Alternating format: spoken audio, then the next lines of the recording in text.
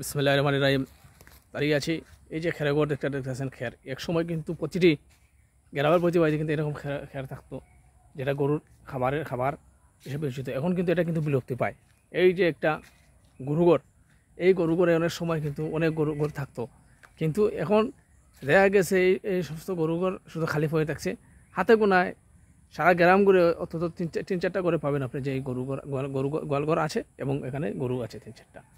এই জিনিসের সংস্কৃতিটা কিন্তু আমাদের অতীত ঐতিহ্য সংস্কৃতি, পূর্বপুরুষরা আমাদের শত শত বছরের সংস্কৃতি কিন্তু এটা ছিল। গরু থাকতো, গোয়ালে গরু থাকতো, খের থাকতো। এটা হচ্ছে একটা গ্রামের বাড়ির বৈশিষ্ট্য। কিন্তু আজকের দিনগুলোতে এসে এগুলো আজকে আর বিলুপ্তির পথে। এইগুলো দেখলে এই অতীত স্মৃতিটা, আমাদের অতীত ইতিহাসের কথা আমাদের মনে পড়ে। আমাদের বর্তমান প্রজন্মদেরকে উচিত, শিশুদেরকে উচিত আমাদের সেই অতীতের যে ঐতিহ্য, সেই ঐতিহ্যের সাথে পরিচয় করিয়ে দেওয়া। ধন্যবাদ সবাইকে। খুদা হাফেজ।